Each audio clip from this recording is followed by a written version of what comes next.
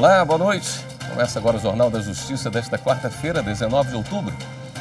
O plenário virtual do Supremo já tem maioria de votos para confirmar a decisão do ministro Luiz Roberto Barroso, que liberou prefeituras e empresas concessionárias a oferecerem transporte público gratuito no segundo turno das eleições. Esse é um dos destaques da edição de hoje e você vai ver também. Presidente do TSE quer vigilância total das plataformas digitais e redes sociais no combate às fake news no segundo turno das eleições. Por unanimidade, plenário do Supremo valida a lei que proíbe o uso de sacolas plásticas em Marília, no interior de São Paulo.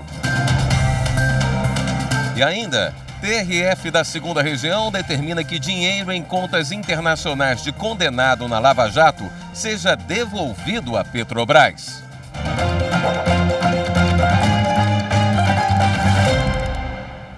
O ministro Edson Fachin, do Supremo Tribunal Federal, atendeu a pedido da Procuradoria-Geral da República e prorrogou por mais 60 dias o inquérito contra o senador Renan Calheiros e o ex-senador Romero Jucá, instaurado no âmbito da Operação Lava Jato. A PGR pediu mais tempo para concluir as diligências. Eles são investigados por suposto envolvimento em esquema de pagamento de propina em troca de apoio político para aprovação de medida provisória que beneficiaria o grupo Odebrecht. O Supremo Tribunal Federal considerou constitucional a lei do município de Marília, em São Paulo, que exige a substituição de sacolas plásticas tradicionais por material biodegradável. Para proteger o meio ambiente, foram editadas diversas leis estaduais e municipais que estabelecem a obrigatoriedade de substituição de sacolas plásticas por material biodegradável. Uma dessas normas é do município de Marília, em São Paulo. Essa lei de 2011 foi questionada na Justiça. O TJ de São Paulo a considerou inconstitucional porque a norma veio de um projeto de lei de autoria de um vereador, quando deveria ter sido iniciada pelo prefeito. Pela decisão, caberia apenas ao município de Marília a regulamentação de uma legislação estadual e não criar leis distintas. A discussão, então, veio parar no Supremo por meio de um recurso proposto pelo Ministério Público de São Paulo. A matéria tem repercussão geral reconhecida, ou seja, a decisão tomada pelo STF deve ser seguida em casos semelhantes em todo o país. O relator é o ministro Luiz Fux. Ele começou o voto destacando alguns prejuízos causados pelo uso das sacolas plásticas. Eu encontrei um caso interessante em termos de ilustração, mas dramático. Nas Filipinas foi encontrada uma baleia e ela continha 40 quilos de sacolas plásticas no estômago, porque os peixes, eles confundem. Eles acham que aquelas micropartículas de plástico são alimentos. E eles morrem, até para fazer jus, eles morrem pela boca mesmo. Os peixes morrem pela boca. 91% do plástico utilizado do mundo não é reciclado. E aqui outros dados, assim, digamos assim, todos os anos são usados até 500 bilhões de sacolas plásticas descartáveis que não são biodegradáveis. Então, o quadro é esse. O relator, então, aceitou os argumentos do Ministério Público de São Paulo, autor do recurso, e assim votou pela constitucionalidade da norma. Não se vislumbra, portanto, qualquer inconstitucionalidade material na lei do município de Marília, sobre a matéria que trata esse julgamento. Ainda, quanto a eventual conflito com a proteção da livre iniciativa, também não existe violação material à Constituição, tendo em vista que a legislação impugnada não promove a interferência estatal direta no modelo de negócio de atividades empresariais particulares, tampouco representa um impedimento ou limitação significativa ao exercício da atividade econômica. Ao contrário, em tratamento harmônico dos diversos pilares da ordem econômica constitucional, dentre os quais a livre iniciativa e a proteção ao meio ambiente, ao promover a obrigação de utilização de sacolas plásticas biodegradáveis, a opção legislativa municipal se revela legítima ao regulamentar o tema de modo a viabilizar o mesmo desenvolvimento da atividade econômica empresarial de uma forma mais protetiva ao meio ambiente. Para a adaptação dos estabelecimentos, o ministro Luiz Fux propôs o prazo de 12 meses. estou aqui, no meu voto, propondo em proteção à segurança jurídica dos agentes econômicos que exercem sua atividade no território municipal, a modulação dos efeitos da presente decisão no recurso ordinário. E pegando aqui ali nas leis municipais, eu estou propondo prazo de 12 meses a contar da publicação da ata do julgamento para que os órgãos públicos e os agentes privados alcançados pela restauração da eficácia da lei municipal possam se adaptar à incidência dessas disposições. O ministro André Mendonça acompanhou o voto do relator. No artigo 3º da lei, há uma definição legal do que é saco de lixo ecológico, que é aquele, nos termos do inciso 1, confeccionado em material biodegradável ou reciclável. Ou seja, há possibilidade ainda, conforme a legislação ora discutida, do uso do saco reciclado, ainda que o material seja o plástico. E em relação à sacola ecológica, também pode ser confeccionada em material biodegradável, como o saco de lixo, como também através de uma sacola retornável. E os parágrafos correspondentes trazem mais especificações sobre esses 3 tipos de materiais: biodegradável, retornável e reciclado. Essa sessão terminou agora há pouco. Quem tem mais informações para a gente é a repórter Marta Ferreira. Oi, Marta, boa noite. Boa noite, William. Boa noite a todos. Na sequência da sessão, os demais ministros apresentaram seus votos. Todos acompanharam o entendimento do relator, o ministro Luiz Fux, de que a lei de Marília é constitucional. Quanto à modulação dos efeitos, o único a divergir do relator foi o ministro Ricardo Lewandowski, que votou pela imediata eficácia da norma. Mas ele foi voto vencido e o plenário, por maioria, decidiu dar prazo de 12 meses para que os estabelecimentos comerciais façam a troca das sacolas plásticas por material biodegradável. William. Obrigado pelas informações, Marta. A presidente do Supremo Tribunal Federal, ministra Rosa Weber, manteve o afastamento de Paulo Dantas do cargo de governador de Alagoas. O governador de Alagoas, Paulo Dantas, foi afastado do cargo na semana passada pela ministra do Superior Tribunal de Justiça, Laurita Vaz. Logo depois, a Corte Especial do STJ manteve a decisão da ministra. O governador é investigado na Operação Edema por suspeita de participação num esquema de desvio de recursos públicos envolvendo funcionários fantasmas da Assembleia Legislativa de Alagoas na época em que ele era deputado estadual. Os repasses ilegais teriam causado um prejuízo de 54 milhões de reais aos cofres públicos entre 2019 e 2021.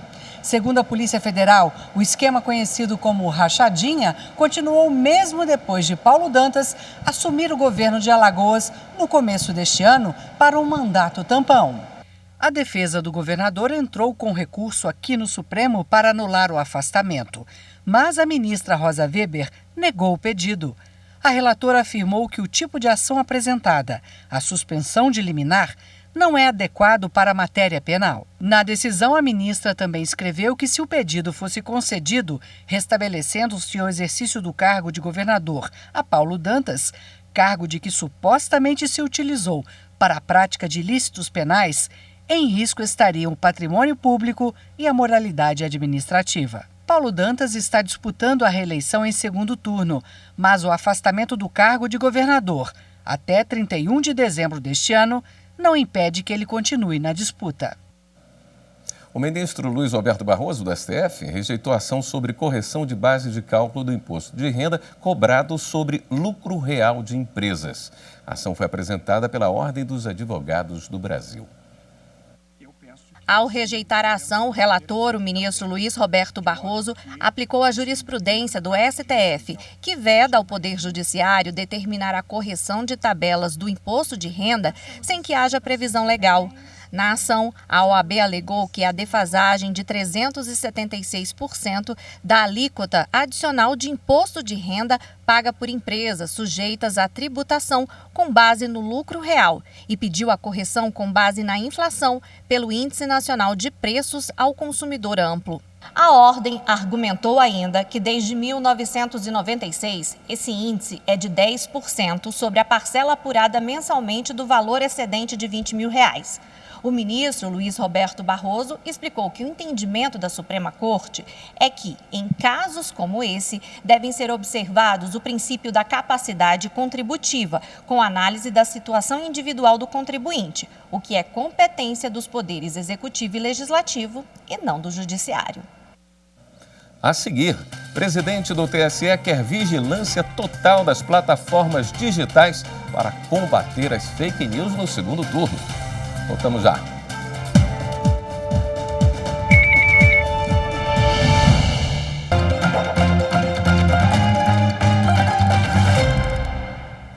O plenário virtual do Supremo já tem maioria para confirmar a decisão do ministro Luiz Roberto Barroso, que liberou prefeituras e empresas concessionárias a oferecerem transporte público gratuito no dia 30 de outubro, segundo turno das eleições. Até o momento, já são 7 votos para manter a decisão. O julgamento termina na meia-noite de hoje.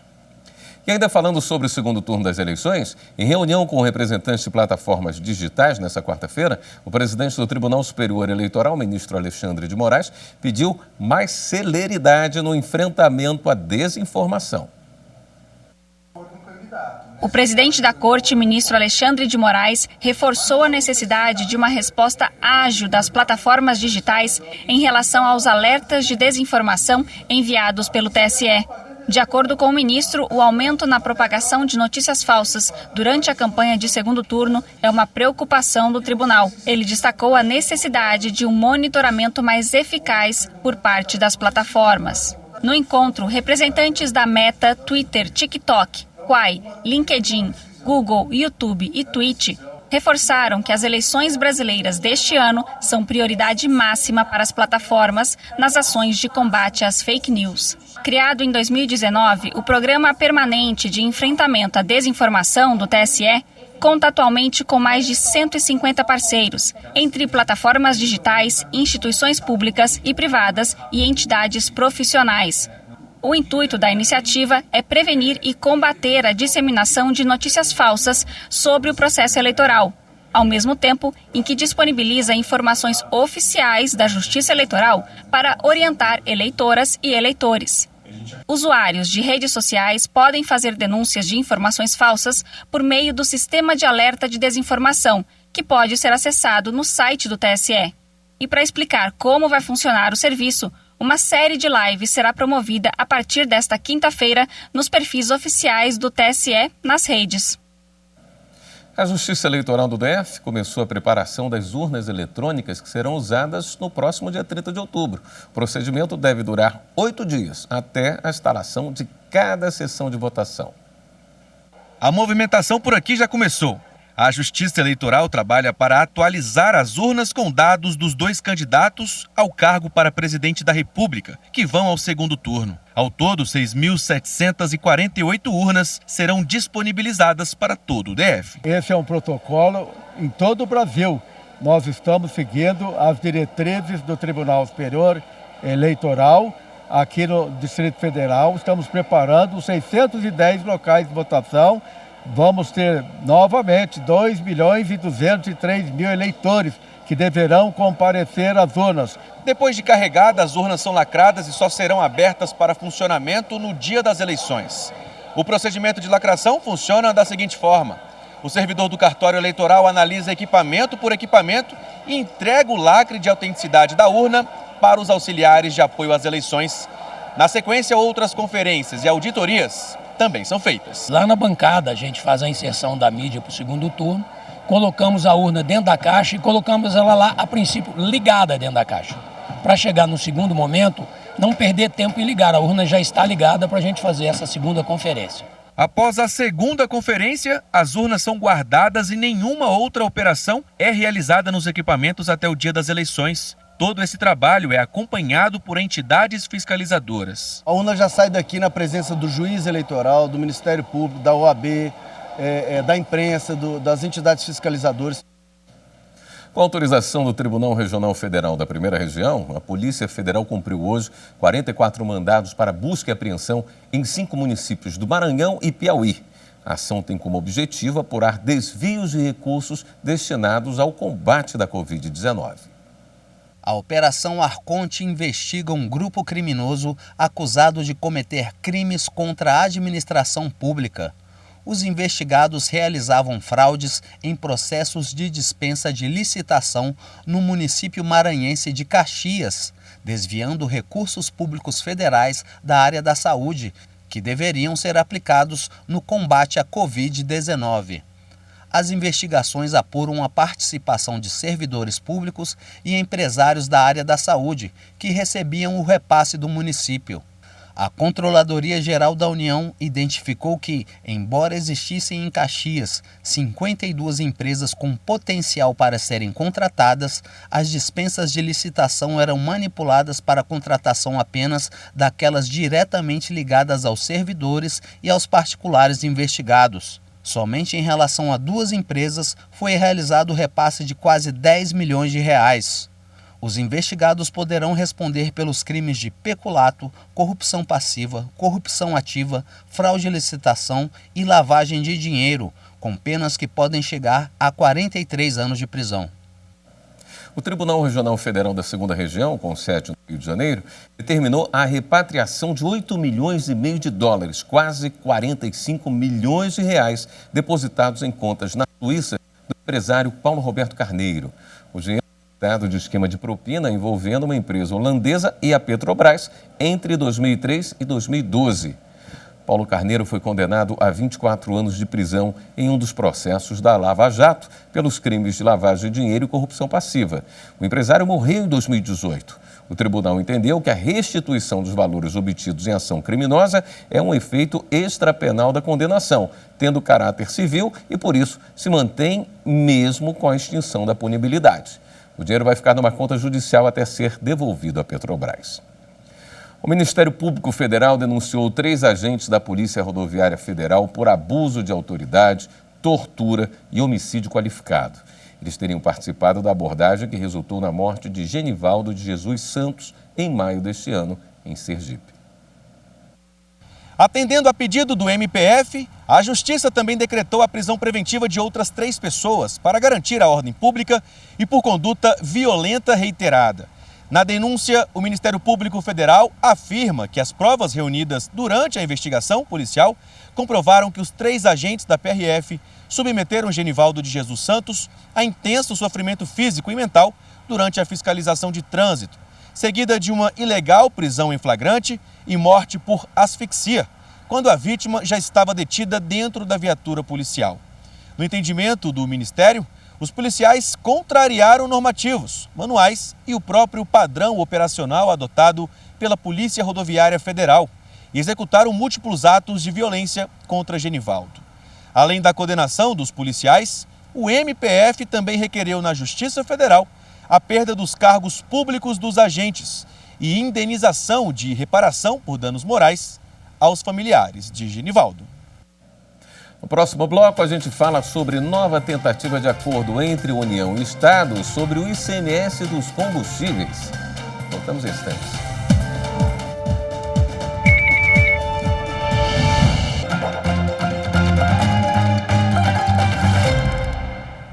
O Supremo Tribunal Federal promoveu hoje uma nova audiência de conciliação entre os estados e a União para tratar do imposto sobre circulação de mercadorias e serviços, o ICMS, incidente sobre os combustíveis.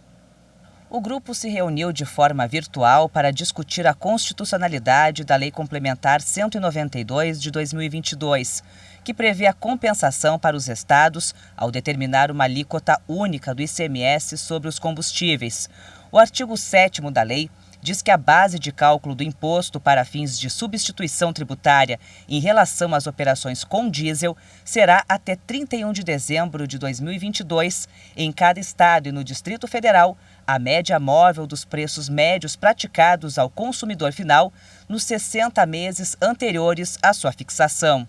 A União entende a constitucionalidade do dispositivo, que tem o intuito de preservar os estados na queda da arrecadação e por tratar de uma regra de transição em um setor de alta pressão inflacionária, Já alguns representantes dos estados argumentam que o dispositivo ultrapassa a regra matriz da incidência tributária, ou seja, ao fazer a média móvel, não respeitaria o limite do fato gerador do imposto por tratar a arrecadação de uma forma presumida. Esta é a 6ª reunião do grupo. No próximo dia 25, os integrantes vão se encontrar com especialistas do setor para tirar dúvidas dos estados, do Distrito Federal, da União e do ministro Gilmar Mendes. O grupo tem até o dia 4 de novembro para concluir os trabalhos. A Escola da Magistratura da Primeira Região vai promover, entre amanhã e sexta-feira, o encontro virtual Justiça no Século XXI. A ideia é promover maior interação entre magistrados e escolas federais e discutir boas práticas e soluções de problemas com foco na melhoria do atendimento da justiça ao cidadão. Amanhã as palestras começam às 9h30 e seguem até às 4h30 da tarde. No segundo dia do evento, entre 8h30 e 10h30 da manhã. Não é preciso fazer inscrição. Você pode acompanhar tudo pelo canal da ESMAF no YouTube. O Espaço Cultural do Superior Tribunal de Justiça foi o local escolhido para o lançamento do livro O CPC de 2015, visto pelo STJ. A obra une a jurisprudência do STJ e a doutrina sobre o Código de Processo Civil de 2015. Um novo olhar sobre o Código de Processo Civil está nas páginas do livro O CPC de 2015, visto pelo STJ.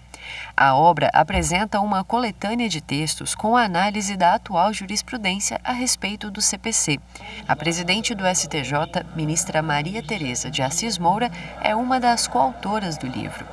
Ela escreveu o artigo Pré-questionamento da matéria não debatida nem suscitada em recurso especial. Também contribuíram com a obra os ministros do STJ, Og Fernandes, Mauro Campbell Marques, Nancy Andrighi, Humberto Martins e Isabel Galotti, além de professores, advogados e membros do Ministério Público de diversos estados. Entre os coordenadores do livro está o ministro do STJ, Sérgio Cuquina.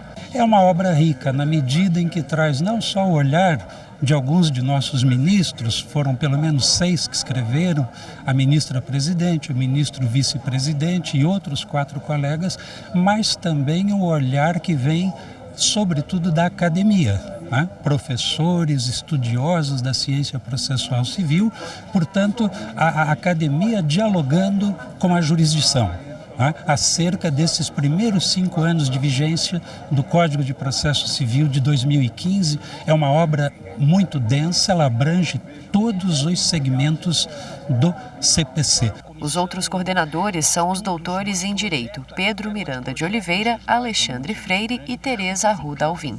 Vários temas já foram fixados em teses de recursos repetitivos pelo Superior Tribunal de Justiça. Posso trazer aqui um caso emblemático, por exemplo, do tema 988, que fixou a regra de que o rol do artigo 1015 não seria propriamente um rol taxativo, um rol do agravo de instrumento. É algo que foi debatido durante muitos anos e chegou o momento do STJ, fixou a tese e hoje não há mais discussão no Brasil a respeito disso. Essa é a função última do Superior Tribunal de Justiça, né? Fixar as teses a respeito do direito infraconstitucional. E o CPC, no nosso ver, no nosso sentir, é a lei mais importante do Brasil, obviamente abaixo da Constituição Federal, porque é a lei que regulamenta quase que todo o funcionamento do Poder Judiciário. O Código de Processo Civil foi pensado como um meio de conferir maior eficiência ao sistema de justiça. Cabe ao Superior Tribunal de Justiça a última palavra em matéria infraconstitucional, ou seja, o STJ é o guardião do Código de Processo Civil.